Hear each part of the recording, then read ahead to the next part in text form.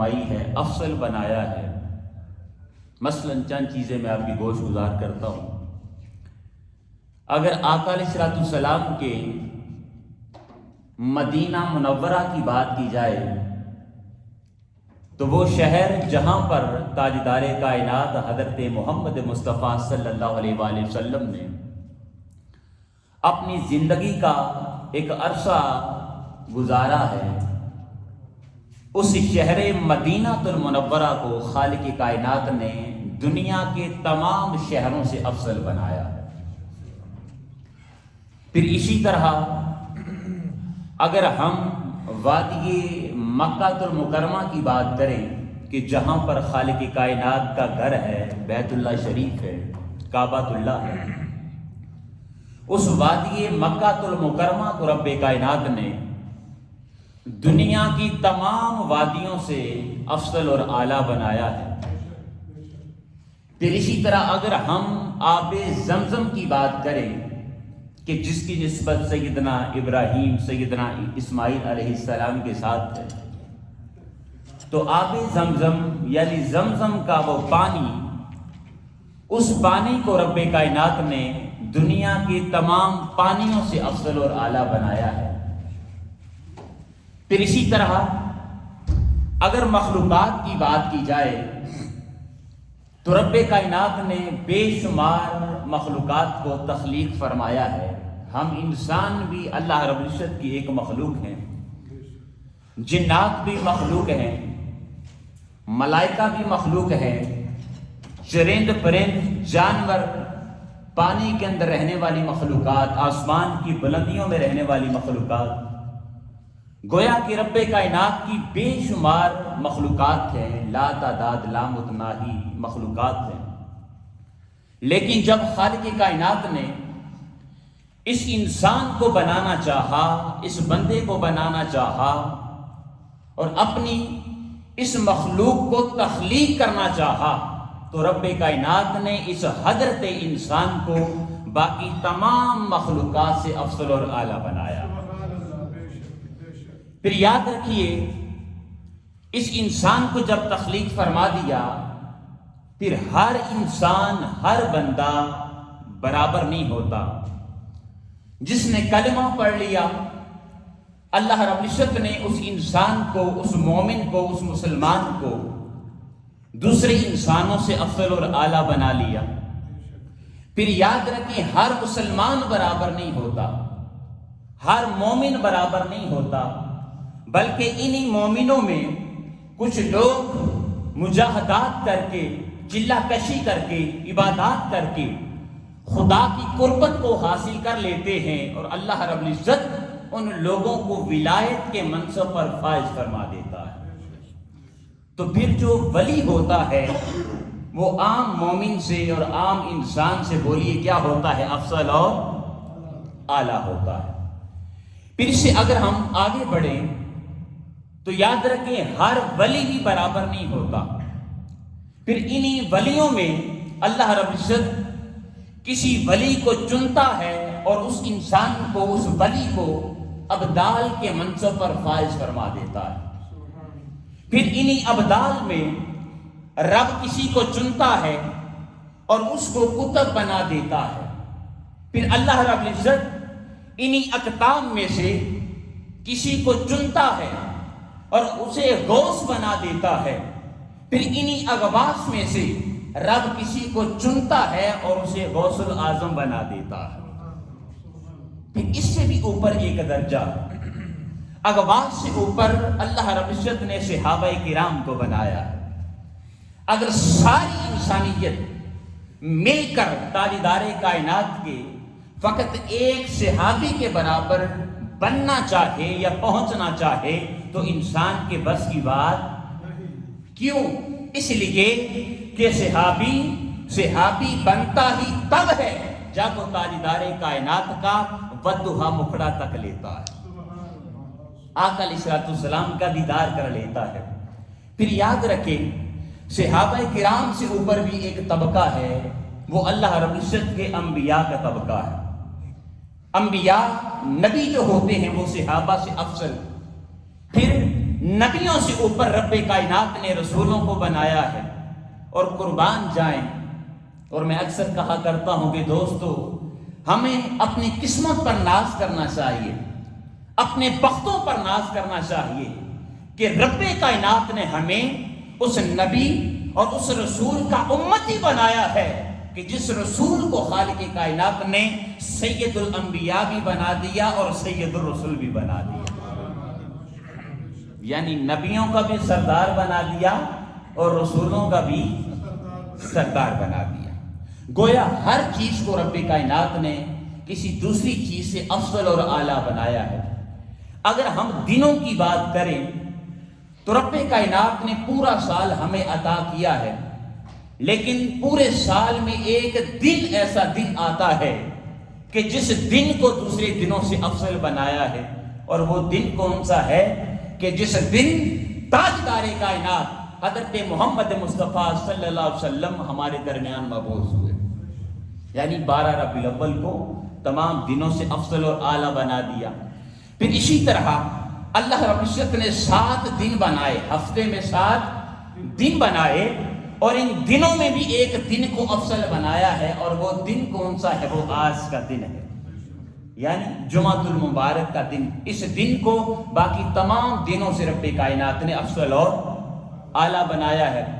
پھر اسی طرح خالق کائنات نے مہینے بنائے ہیں، اور ان مہینوں میں ایک مہینہ ایسا بنایا ہے کہ جس کو سید الشہور بنا دیا، یعنی مہینوں کا سردار بنا دیا، اور وہ مہینہ کون سا ہے؟ جو آنے والا مہینہ ہے رمضان المبارک کا مہینہ۔ اور اسی طرح دوستان زیوکار، اللہ رب العزت نے راتیں بنائی ہیں، اور ان راتوں میں 2 راتیں ایسی راتیں ہیں کہ جن 2 راتوں کو رب کائنات نے پورے سال کی راتوں سے افضل اور اعلیٰ بنایا ہے۔ اس میں ایک رات جو کل آنے والی رات ہے جس کو شب برات کہا جاتا ہے، اور ایک رات رمضان المبارک کا جو آخری عشرہ ہوتا ہے، اور طاق راتوں میں ہم اس رات کو تلاش کرتے ہیں جس کو شب قدر کہا جاتا ہے۔ ان 2 راتوں کو خالق کائنات نے پورے سال کی راتوں سے افضل اور اعلیٰ بنایا۔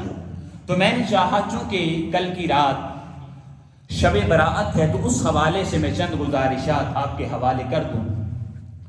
شب برات کے مختلف نام ہیں جو ائمہ نے بیان کیے ہیں۔ شب برات کا ایک نام ہے جو قرآن کریم کے اندر رب کائنات نے بیان فرمایا ہے، لیلۃ مبارکہ، یعنی شب برات کو مبارک رات کہا جاتا ہے، یعنی اس رات خالق کائنات خصوصی طور پر اپنی برکات کا نزول فرماتا ہے۔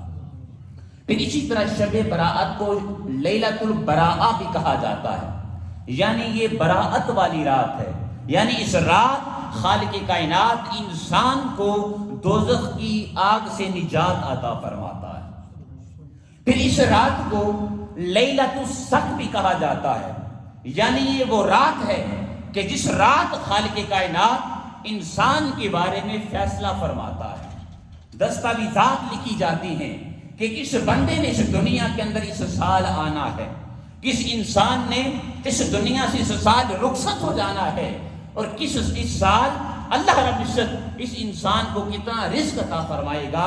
یہ سارے فیصلے اللہ رب العزت شب برات کو فرماتا ہے۔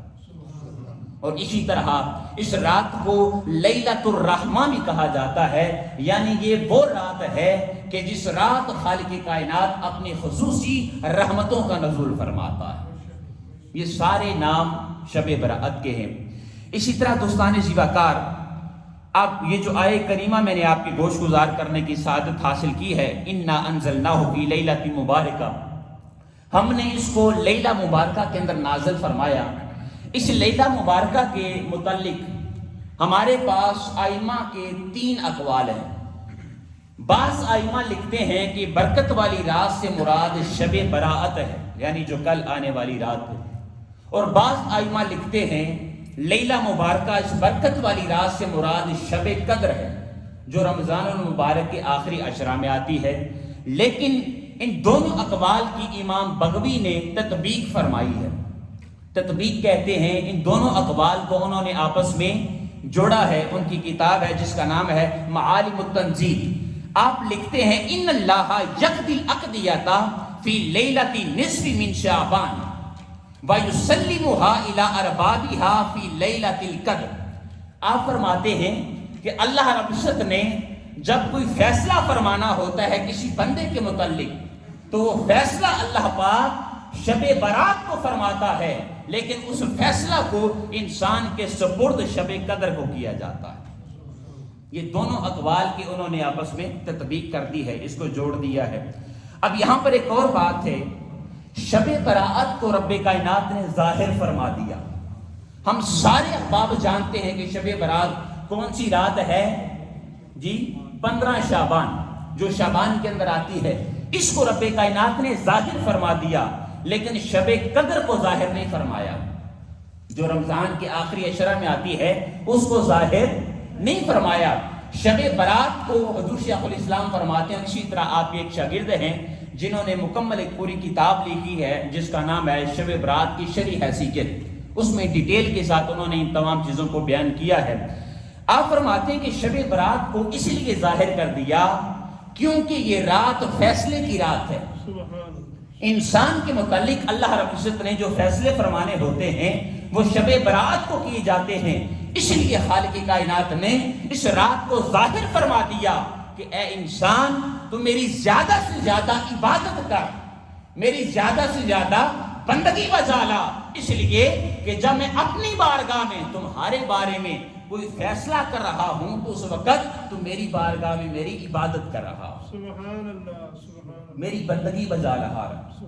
اور جو شب قدر ہے اس کو رب کائنات نے پوشیدہ رکھا. فرمایا کہ 21 کی رات کو تلاش کرو، 23، 25، 27، 29 کی راتوں میں تلاش کرو. اس کو ظاہر نہیں فرمایا اس لیے کہ اللہ پاک نے اور پیارے حبیب صلی اللہ علیہ وسلم نے اس کو بیان اس لیے نہیں فرمایا کہ اگر خالق کائنات ظاہر فرما دیتا اور بیان کر دیتا کہ فلاں رات جو ہے وہ شب قدر ہے تو ہم تکیہ کر کے بیٹھ جاتے، یعنی فقط اسی رات پر منحصر ہو جاتے اور اسی رات کو عبادت کرتے.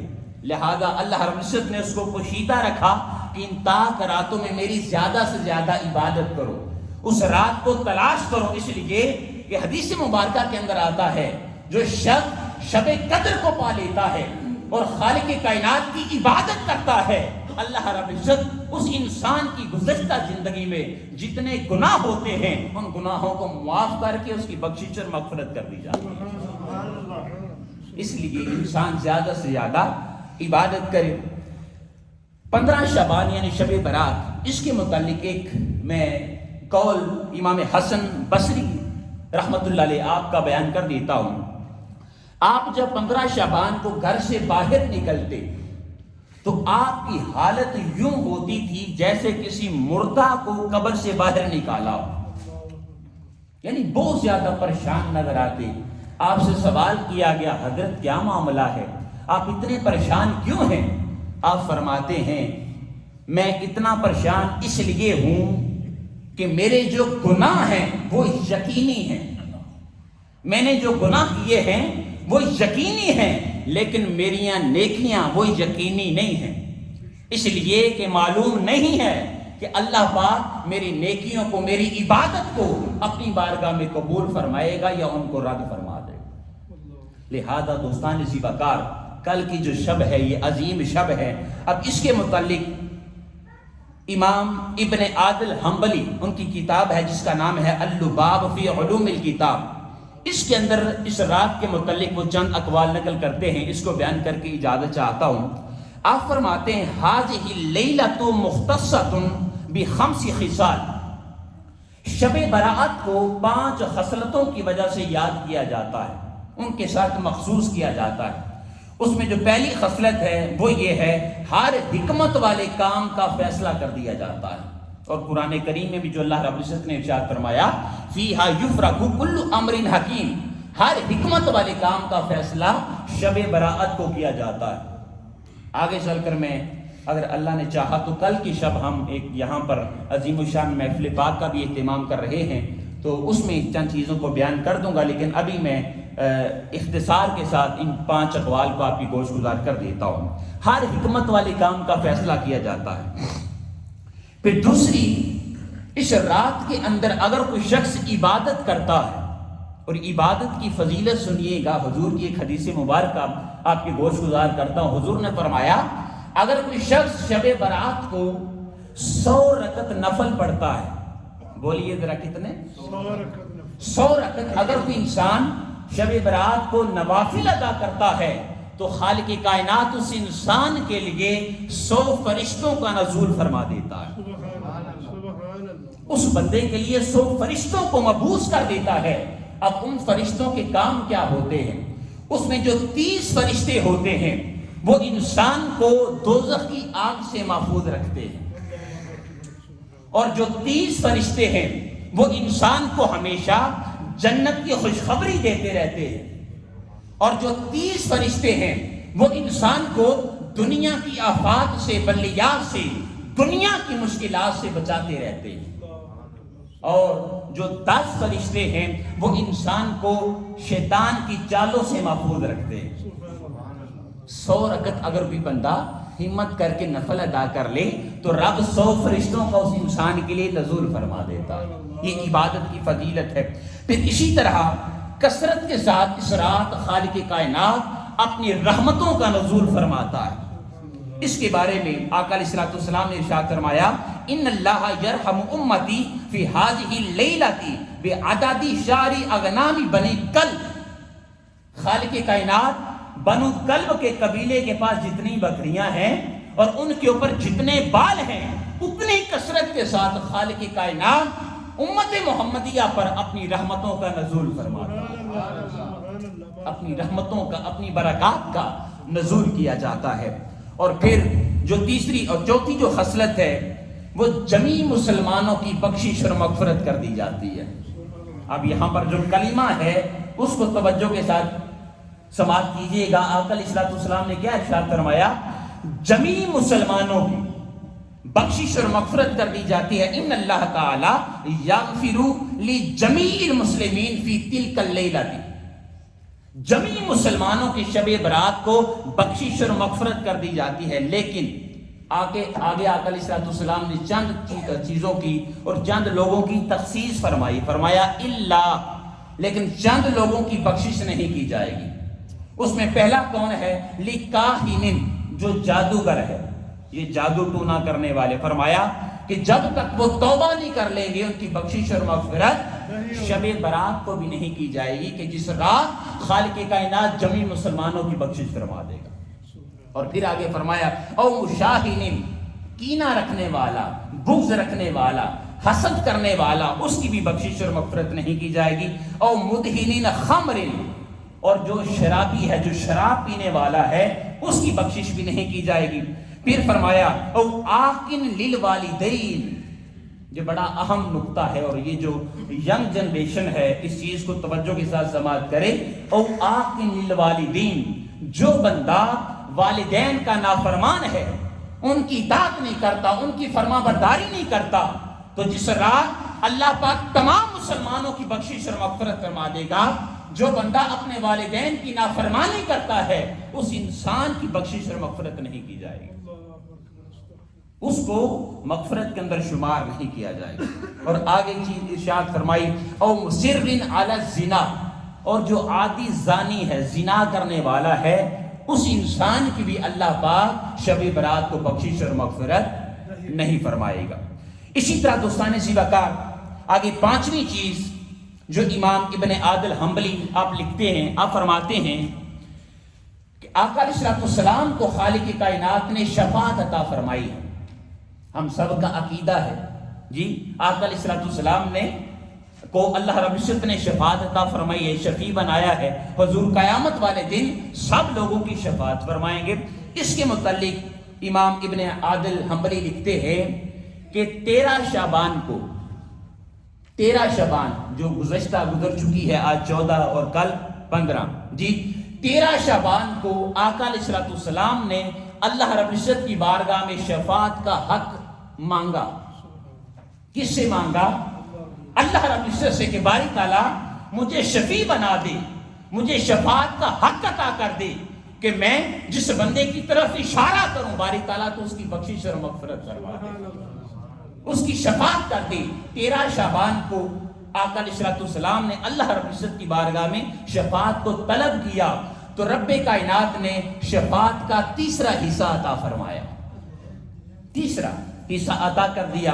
پھر 14 شعبان کو اللہ رب العزت نے آقا علیہ الصلوۃ والسلام کو 2/3 شفاعت کا حق عطا فرمایا، اور جب 15 شعبان آئی یعنی شب برات آئی تو خالق کائنات نے تاجدار کائنات کو مکمل شفاعت کا حق عطا کر دیا اور ارشاد فرمایا، اے محمد مصطفیٰ صلی اللہ علیہ وسلم، اب آپ جس بندے کی طرف اشارہ کریں گے، جس کی طرف آپ کی انگلی کا اشارہ ہو گیا، وہ شخص کتنے گناہ گار کیوں نہ ہوا، خطا کار کیوں نہ ہوا، اس انسان کی بخشش اور مغفرت کر دی جائے۔ سبحان اللہ، سبحان اللہ۔ تو مکمل شفاعت کا حق خالق کائنات نے آقا علیہ الصلوۃ والسلام کو شب برات کو عطا فرمایا ہے، یعنی 15 شعبان کو عطا فرمایا ہے۔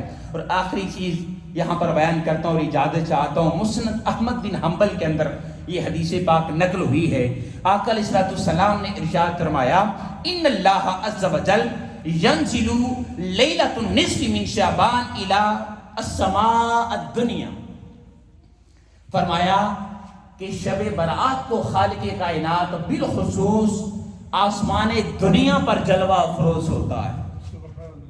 جلوہ افروز کہاں پر ہوتا ہے؟ آسمان دنیا پر۔ یہ ہمارے اوپر جو سامنے ہمیں آسمان نظر آ رہا ہے، ہم کہاں پر زندگی بسر کر رہے ہیں؟ بولیے، زمین پر۔ اس کو کیا کہتے ہیں؟ اس کو دنیا بھی کہتے ہیں جی۔ تو آسمان دنیا یعنی اس دنیا کے اوپر جو آسمان نظر آ رہا ہے، حضور نے ارشاد فرمایا کہ 15 شعبان جو کل کی شب ہے، خالق کائنات 15 شعبان کو آسمان دنیا پر جلوہ افروز ہوتا ہے، اور جو انسان رب کی بارگاہ میں جو مانگتا ہے خالق کائنات اس انسان کو عطا فرما دیتا ہے۔ اللہ رب العزت کی بارگاہ میں اگر کوئی شخص بخشش اور مغفرت طلب کرتا ہے، خالق کائنات اس کی بخشش اور مغفرت فرما دیتا ہے۔ اگر کوئی بندہ رب کی بارگاہ میں اولاد طلب کرتا ہے تو اللہ پاک اس انسان کو اولاد عطا کر دیتا ہے۔ اگر کوئی انسان اللہ رب العزت کی بارگاہ میں بیٹا مانگتا ہے تو خالق کائنات اس کو بیٹا عطا کر دیتا ہے۔ اگر کوئی شخص اللہ رب العزت کی بارگاہ میں رزق کی وسعت مانگتا ہے تو خالق کائنات رزق کے دروازے کھول دیتا ہے۔ گویا کہ کوئی انسان جو بھی اللہ رب العزت کی بارگاہ میں مانگتا ہے، رب مغرب سے لے کر جی فجر تک آسمان دنیا پر جلوہ افروز ہوتا ہے۔ اور حضور نے ارشاد فرمایا، خالق کائنات پکارتا ہے کہ ہے کوئی آج کی رات مجھ سے بخشش طلب کرنے والا کہ میں اس کے گناہوں کو معاف کر دوں، ہے کوئی آج کی رات میری بارگاہ سے رزق طلب کرنے والا کہ میں اس کو رزق کے دروازے کھول دوں اس انسان کے لیے۔ تو گویا کل کی شب وہ شب ہے دوستان زیوکار کہ انسان سچے دل سے اگر رب کی بارگاہ میں پلٹ کر توبہ کر لیتا ہے، اپنے گناہوں کی معافی مانگ لیتا ہے۔ ہم انسان ہیں، اور یاد رکھیے انسان سے گناہ سرزد ہو جانا یہ کوئی بڑی بات نہیں ہے۔ انسان خطا کا پتلا ہے، خطا ہو جاتی ہے، گناہ کر بیٹھتا ہے۔ مادیت پرستی جس زمانے کے اندر ہم زندگی بسر کر رہے ہیں، دوستان زیوکار، گناہ کو آج کے زمانے کے اندر آسان بنا دیا گیا ہے۔ کوئی بات نہیں ہے، میں جملہ دہرا رہا ہوں کہ کوئی بات نہیں ہے اگر کوئی انسان کوئی گناہ کر بیٹھے۔ مجھے بتائیے کیا انسان کا گناہ وہ خالق کائنات کی رحمت سے زیادہ وسیع ہے؟ اللہ کی رحمت سے زیادہ بڑا ہے؟ نہیں دوستان زیوکار، ہم نے تو سماعت کیا ہے کہ خالق کائنات وہ انسان سے 70 ماؤں سے بڑھ کر پیار کرنے والا ہے، انسان سے محبت کرنے والا ہے۔ اور میں یہ کہتا ہوں کہ اللہ رب العزت کی ذات زیوکار وہ بے شمار ماؤں سے بڑھ کر اس بندے سے پیار کرتا ہے۔ وہ تو بس انتظار کر رہا ہے، وہ تو بس بہانہ تلاش کر رہا ہے کہ میرا بھٹکا ہوا بندہ، یہ گناہگار بندہ جس سے خطا سرزد ہو چکی ہے، جو گناہ کر بیٹھا ہے، کب میری بارگاہ میں پلٹ کر آتا ہے، کا مصلا بچھا کر میری بارگاہ میں ندامت کے 2 آنسو بہا دیتا ہے، نادم ہو جاتا ہے، شرمندہ ہو جاتا ہے اور پکا پختہ عہد کر لیتا ہے کہ باری تعالیٰ میں آج کے بعد یہ گناہ نہیں کروں گا۔ رب تو انتظار کر رہا ہے، اے بندے میری بارگاہ میں پلٹ کر آ، سچے دل سے توبہ کر، میں تیرے تمام گناہوں کو معاف کر کے تیری بخشش اور مغفرت فرما دوں۔ سبحان اللہ، بے شک، بے شک۔ وہ اللہ پاک تو دوستان اسی وقار انتظار کر رہا ہے جی۔ اور آج ہمارے پاس موقع ہے کہ ہم اپنے گناہوں کی معافی مانگ لیں، اور اللہ نہ کرے کہ گناہوں کی معافی مانگنے سے پہلے ہمارے پاس ملک الموت آ جائے، موت کا فرشتہ آ جائے اور ہمیں توبہ کرنے کی بھی اللہ پاک توفیق نہ عطا فرمائے۔ لہذا یہی پیغام تحریک منہاج القرآن کا ہے، اور یہی پیغام حضور شیخ الاسلام ڈاکٹر محمد طاہر القادری مدد العالی کا ہے کہ لوگوں، آج جو ہمارا تعلق اس دین اسلام سے ٹوٹ چکا ہے، ہم جو دین اسلام سے دور ہوتے جا رہے ہیں، دوبارہ سے ہمیں خدا کی طرف پلٹنا ہوگا، آقا علیہ السلام کی طرف پلٹنا ہوگا، اس قرآن کی طرف رجوع کرنا ہوگا، اور اس دین اسلام کے ساتھ اپنے تعلق اور نسبت کو اور زیادہ مضبوط کرنے کی ضرورت ہے۔ اور اللہ نہ کرے کہ ہم جس زمانے اور جہاں پر اپنی زندگی بسر کر رہے ہیں، اگر آج ہم نے اپنے بچوں کی آسن طریقے سے پرورش نہ کی جی، ان کی تربیت نہ کی، دین اسلام کا بیسک نالج، بیسک علم ان کو عطا نہ کیا، تو اللہ نہ کرے کہ ہمارا حال بھی دوسرے مذاہب کی طرح ہو جائے۔ 1-2 نسلوں کے بعد اللہ نہ کرے کہ ایسا ہو کہ ہمارے نسلوں میں کوئی شخص کلمہ پڑھنا بھی نہ جانتا ہو۔ میں پچھلے دنوں ایک جگہ پر گیا ہوا تھا محترم اعجاز صاحب کی ریفرنس سے، تو وہاں پر جنازہ پڑھانے کے لیے گیا تھا، تو جن کا جنازہ پڑھا رہا تھا، یاد رکھیے کسی دوسرے کنٹری کے تھے، تو ان کو جنازہ پڑھنے کا طریقہ بھی نہیں آتا۔ ایک تو ہے نا جنازہ پڑھنا آنا، جنازہ پڑھنے کا طریقہ بھی نہیں آتا ان کو کہ ہم نے جنازہ پڑھنا کیسے ہے، اور کسی کو کلمہ بھی ممکن ہے پڑھنا نہ آتا ہو۔ السلام علیکم یہ جملہ